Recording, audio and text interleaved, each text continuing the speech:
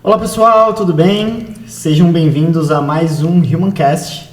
E hoje a gente está aqui com uma pessoa maravilhosa, que é o André da Realixo, para falar um pouco sobre essa iniciativa, como surgiu e como que a gente se conecta com o Realixo no Instituto Human.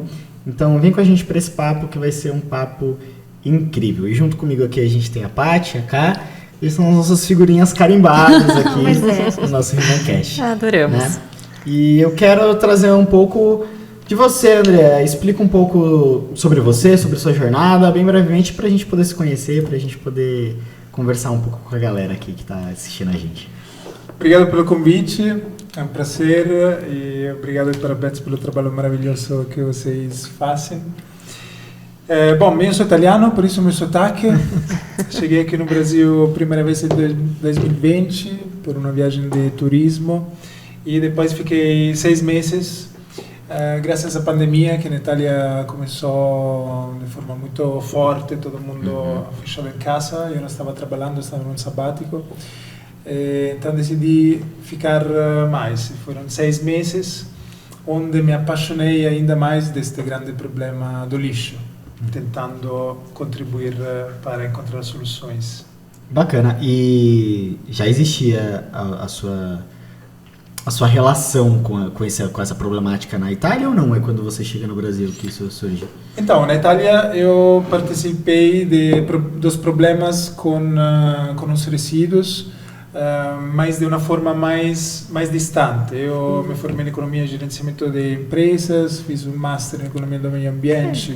Então como é que vem o Realixo? Porque então se não era uma coisa que na Itália tinha, como você olhou pra cá e falou, nossa, a gente tem um problema para se resolver aqui. Como veio então o Realixo? Então, eu já era um ambientalista, um ecologista, um ativista, trabalhei 6 anos na Greenpeace, a ONG. Agora sim. A conexão com o meio ambiente já tinha vários anos, mas a minha jornada no mundo do lixo começou no México, sempre naquele sabático, onde fiquei chocado da situação do gerenciamento dos resíduos. Esta mesma emoção, sentimento senti aqui no Brasil.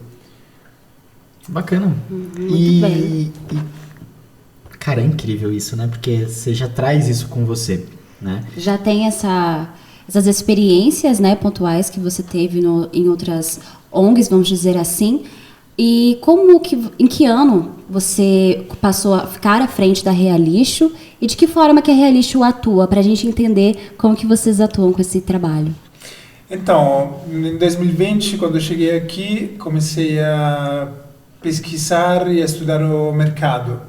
E o setor é um setor complexo, é um setor obscuro, mas a coisa boa é que todo mundo é envolvido, todo mundo tem um relacionamento com o lixo que produz. Então eu conversei com muitas pessoas, entendi a situação atual, as dores. Se tinha pessoas que como eu se incomodavam, se ia tudo bem assim. E encontrei pessoas que queriam ter uma composteira em casa, mas não tinha tempo ou espaço suficiente, ou tentaram e não deu certo, ou também ter uma composteira que não dá conta de toda a produção do resto de comida que eles têm em casa. Peraí, aí, vamos lá. A composteira é assim, todo lugar que eu vejo a Andrea, todo mesmo, no Summit de Direitos Humanos, no podcast que a gente fez um outro, em todo lugar ele me chega com isto aqui, gente. Isto daqui, que é quase um acessório do André. É um mascote. É um mascote. É. Esta é a sua composteira? É o que você tem de solução? Exatamente. Essa não é uma composteira, mas é um baldino, onde nossos clientes colocam todo o resto de comida. Nós passamos uma vez por semana e levamos até hortas urbanas, nossas parceiras, que os transformam em adubo através da compostagem. Então, para pessoas que já entendem o problema de enviar os resíduos orgânicos, todo o resto de comida, folhas, podas, grama para o aterro sanitário, e que não tem tempo, não tem espaço, tentaram, não deu certo, então essa é uma solução mais cômoda. Então seria isso, a Realixo é esse processo de, bom, já que a pessoa não tem um espaço, não tem talvez uma possibilidade, ela envia esse resíduo para a Realixo e a Realixo cuida desse processo. A maioria dos nossos clientes recebem a coleta em casa, então nós vamos na casa dos nossos clientes. Tem clientes também que chegam na nossa central, que a Patrícia conhece. Conheço bem, depois a gente conta um pouco mais do que eu faço lá nessa central, que eu tô indo com mais frequência do que vocês imaginam. Mas eles procuram, né, vocês, para poder ter todo esse mapeamento e acompanhamento do descarte correto para fazer essa compostagem. Exato, porque tem pessoas que se incomodam bastante com a situação do lixo atual, que sabem o problema de enviar os resíduos para o aterro sanitário. Aqui no Brasil ainda tem 3.000 lixões. Nossa. Sabe a diferença entre lixões e aterros? Não, explica pra gente. Conta pra gente, importante. Então, lixões são lugares onde se joga o lixo. E não é só é ilegal, no Brasil deveria ter acabado, mas tem 3.000 lixões e milhares de municípios que ainda colocam o lixo na terra. E engraçado, né? Porque é um negócio legal e teoricamente, né? Vamos falar que a coleta de resíduo é um processo público. Sim. Quem coleta o resíduo são as prefeituras. E é engraçado ainda ter tanto ilegal, sendo que é um serviço público que faz esse processo. Então, e ainda tem mais um problema, né? Que na verdade, em muitos lugares não tem a coleta seletiva, né? Ainda nem tem. É tudo junto. Para onde recorrer para esse descarte. Sim. Então, esse lixo é colocado todo na terra. E o que acontece é que os resíduos orgânicos, sobretudo, geram chorume. E resíduos orgânicos juntos com metais, plásticos, baterias, eletrônicos, que têm metais pesantes, vão a contaminar, esse chorume vai contaminar a terra. Muitas vezes vai até um lençol freático. E então contamina a água que as pessoas bebem, contamina a agricultura, e esse é o problema do lixão. Tanto o lixão quanto os aterros sanitários têm um outro problema, que é a emissão de metano na atmosfera. Por isso a lei obriga aterros sanitários a ter um sistema de captura de metano, coisa que não todos, ou melhor, poucos aterros sanitários têm. Tanto que inclusive a gente teve um problema recente no Brasil, que foi eu não lembro se era um shopping, que ele foi construído em cima de um aterro sanitário e não foi feito o processo de evasão de gases adequadamente e tinha um risco de tudo explodir. De explosão. Porque armazenou gases durante muito tempo. Se a galera pesquisar aí, vai ter na internet provavelmente as matérias. Mas é isso, é um problema muito maior do que um lixão distante, né? Tá muito próximo da gente, né? Muito próximo. E os aterros sanitários, além de ter este problema de não ter sempre a captura do metano, sim, tem um tempo limitado. Então, o aterro sanitário dura 20, 30, 40 anos. Depois tem que ser fechado para fazer um outro. Agora, na zona leste di São Paulo, que tem um aterro sanitário, estão fazendo uma proposta para ampliar o aterro sanitário. Isso significa desmatar 10.000 árvores de Mata Atlântica. Socorro. E quando isso será fechado, porque também se fazem este ampliamento, daqui a uns 5, 10, 15 anos, será mais longe. Então, o lixo e o gerenciamento dos resíduos em geral no mundo, em muitos lugares do mundo, é ainda um tipo de economia linear, onde nós não pensamos que pode ser circular. Então, tem soluções que permitem de reaproveitar, reutilizar os resíduos.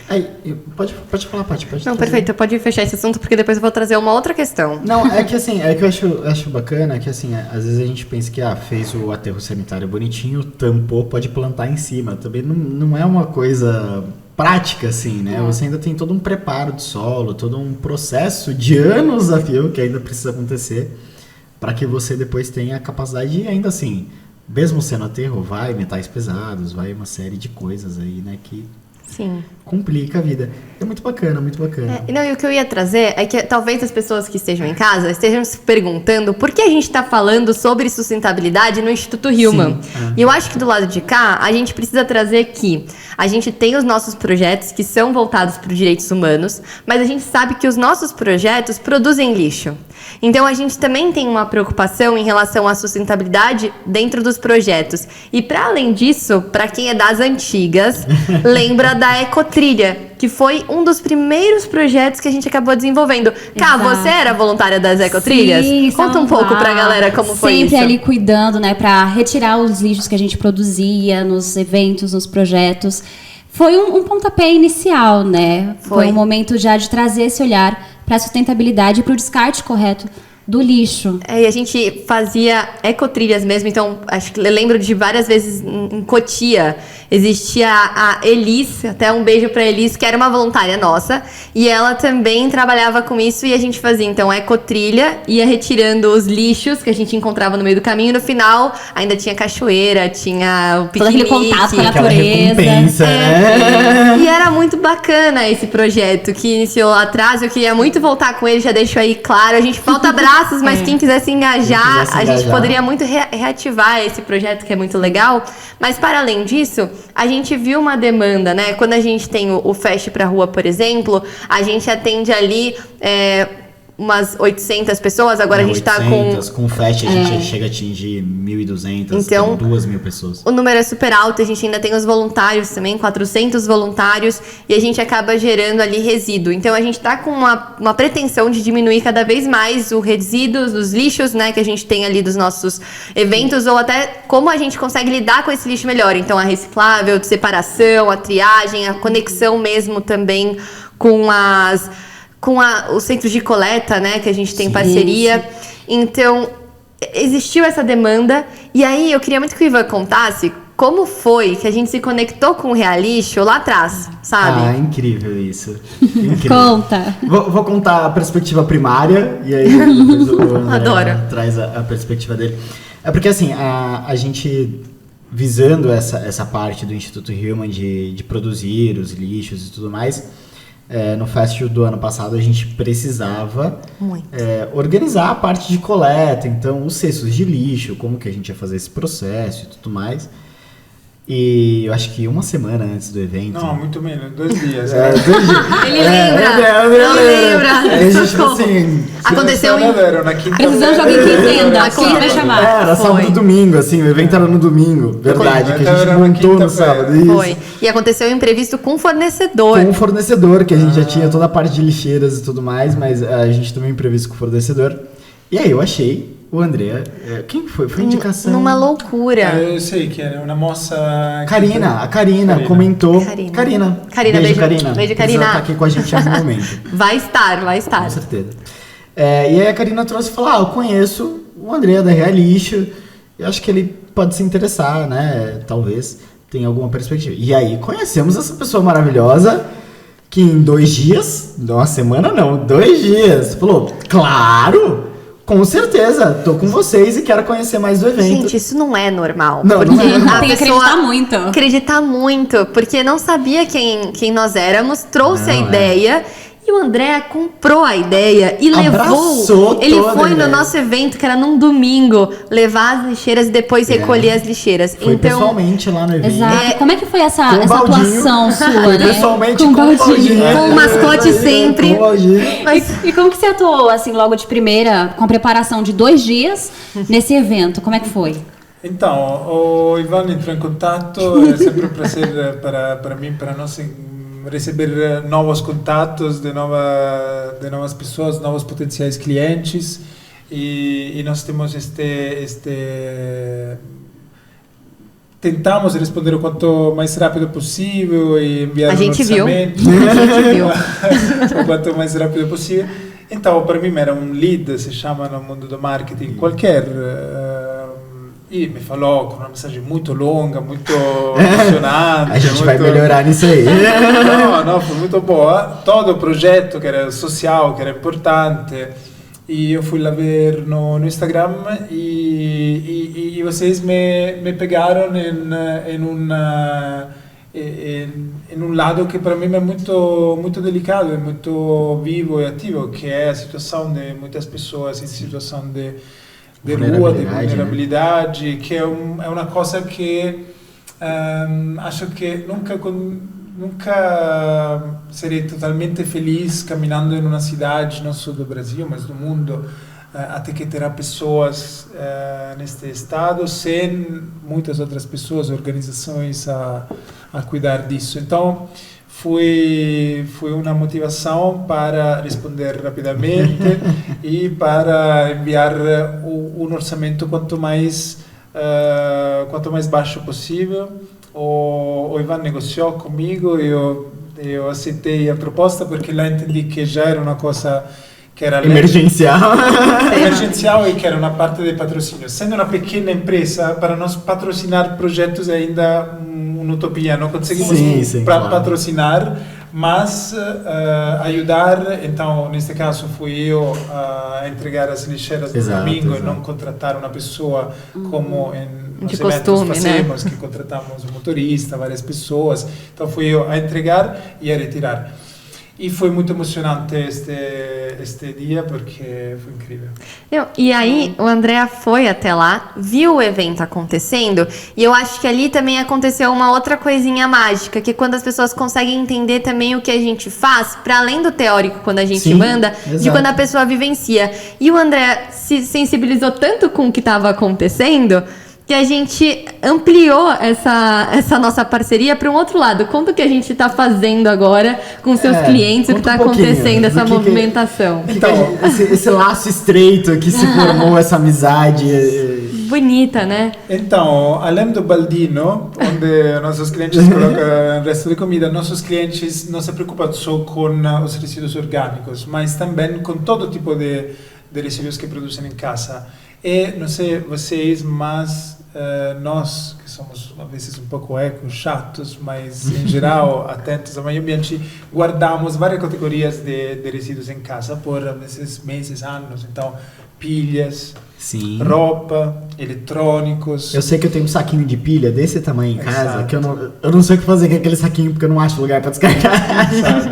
Então, nossos clientes são assim. E sabendo que é uma dor para eles encontrar um lugar, ir até o lugar de descarte correto, nós oferecemos esse serviço onde também coletamos roupa, lâmpadas, óleo de cozinha usado, pilhas, eletrônicos. E começou a chegar todo este tipo de material antes de nós ter uma solução para isso. Sabíamos que tinha vários caminhos, mas começamos a receber, inclusive, bastante roupa.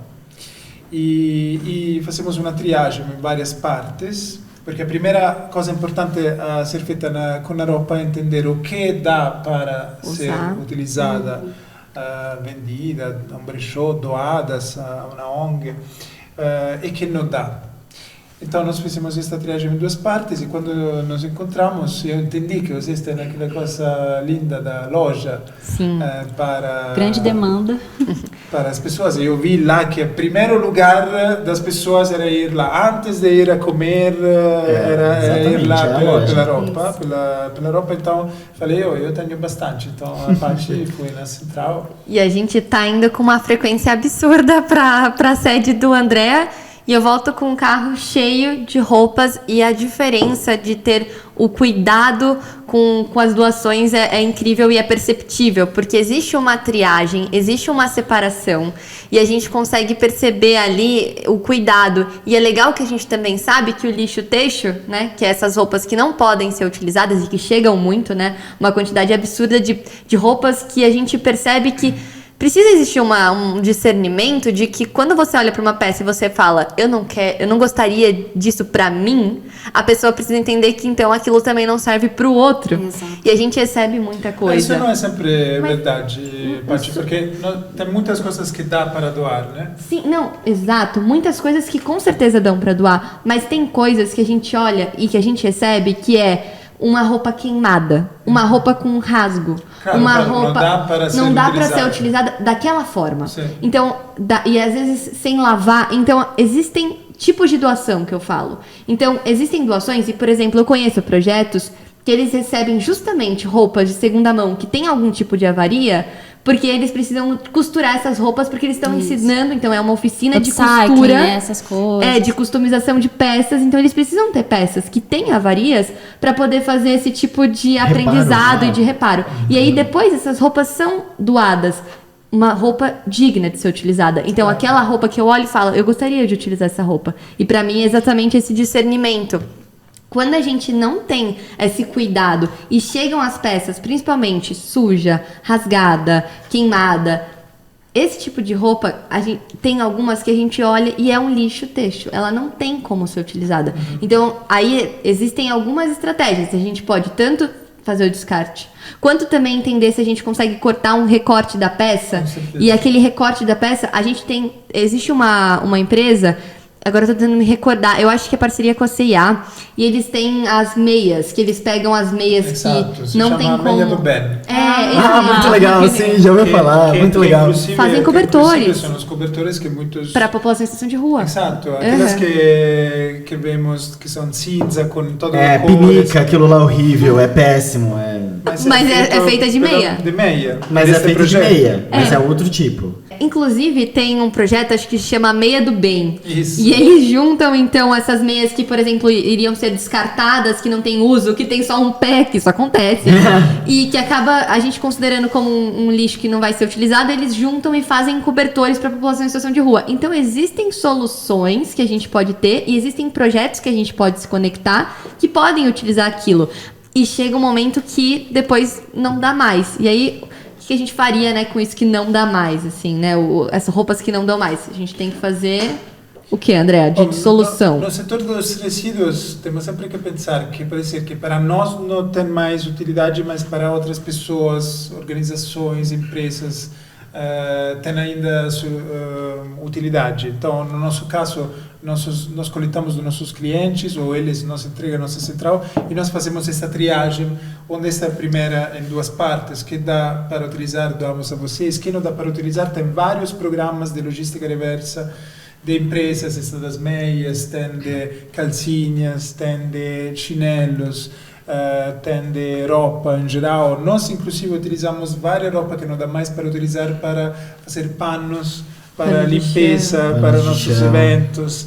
Então, quase nunca a minha dica de enviar e colocar no lixo como uma direto, né? roupa, direto. É encontrar uma organização, pode ser no Google, pode ser conosco ou outros programas. E uma dica em geral, quando é para doação, é de lavar, de lavar antes de doar, porque temos que pensar que uma outra pessoa vai utilizar. Isso é muito importante, que para doar tem um processo, não é só descarte, né? Não é um descarte. E é importante a gente pensar, né, que tem solução para diversos tipos de lixo. A gente está falando aqui de diversos tipos de resíduos, né, em que tem um caminho para depois voltar para outra pessoa de alguma forma. E eu gostaria de saber um pouco mais, Andréa, da questão da compostagem, né, ali do seu potinho. Depois que vocês pegam, qual o caminho, o que vocês fazem aí para que isso seja aproveitado de alguma forma? Nós levamos os resíduos orgânicos até hortas urbanas, nossas parceiras, que os transformam em adubo através da compostagem e que permite eles de cultivar sem agrotóxicos, utilizando o adubo como fertilizante, e também de vender o adubo para clientes deles, os nossos clientes. A agricultura urbana precisa ser apoiada porque são realidades pequenas que precisam de ser ajudadas. Então, nós somos felizes de ajudar essas realidades. Perfeito, André. Você trouxe coisas maravilhosas aqui pra gente. E eu queria trazer uma pergunta muito importante. Você trouxe a questão dos lixões, dos aterros sanitários. E hoje eu queria saber se você tem uma perspectiva pra gente, muito importante, de dados, que é quantas toneladas de lixo que a gente produz no Brasil e talvez no mundo, não sei. E o que a Realixo hoje consegue capturar dessas toneladas, né? E qual que é o potencial que a gente pode chegar aí com a Realixo e tudo mais. Bom, alguns dados, cada brasileiro gera 1 quilo de resíduos por dia. Por dia. Então, na família de 4 pessoas, gera quase um saco de cimento de 30 quilos por semana. E de todos os resíduos produzidos no Brasil, menos de 4% são enviados para reciclagem e só 0,3% são enviados para compostagem. E a compostagem é uma solução simples, econômica, escalável, que reduz emissões de metano na atmosfera, permite de gerar um adubo que permite cultivar sem precisar de agrotóxicos, que é um outro grande problema do Brasil, os agrotóxicos, e que também permite de capturar carbono na atmosfera. Então é uma solução muito, muito importante a ser difundida. Incrível. E a Realixo hoje, quanto que vocês capturam de lixo, assim, mais ou menos? Atualmente são 15 a 18 toneladas por mês. Então, muito pouco de tudo isso. Mas olha, já é toneladas por mês, mas é incrível. E as pessoas que estão assistindo a gente, por favor, queremos cada vez mais toneladas que a Realixo aí consegue converter, absorver e fazer a diferença, né? Até porque é importante que as pessoas se engajem nisso, procurem vocês, né? E até falando do serviço que vocês oferecem, como que nós podemos participar da solução. Dê algumas dicas práticas de como a gente deve ali de fato se preparar em questão do nosso lixo, se acionando vocês resolvem todo o resto, como que a gente pode colaborar? Bom, por entrar em contato conosco é muito simples, estamos em praticamente todas as redes sociais, entre em contato no WhatsApp, no Google, no site, no Instagram e nas outras redes e experimenta o primeiro mês gratuito, onde a pessoa vê que é muito simples separar os resíduos em 3 partes. Essa é uma coisa cultural que, além da nossa empresa, do nosso serviço, é importante cada pessoa fazer. Então, não só em 2 partes, como já... Normal, né? Reciclável e não reciclável, né? Mas não é tão normal. Ainda, a terceira são resíduos orgânicos, que é a primeira parte. Então, todo o resto de comida...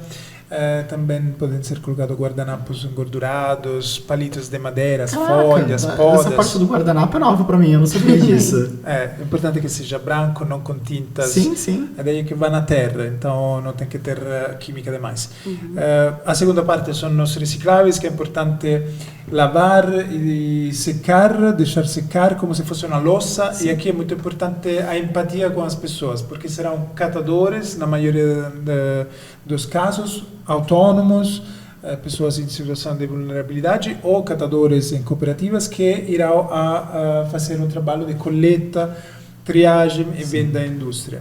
Então, lavar e secar. E a terceira parte são resíduos que não podem ser compostados, não podem ser reciclados se vai para um aterro sanitário. Fazendo uma separação bem feita, essa parte de rejeito que nós chamamos se reduz a uns 5-10% de todos os resíduos gerados em casa. E aí vocês redirecionam todos esses resíduos para os lugares corretos?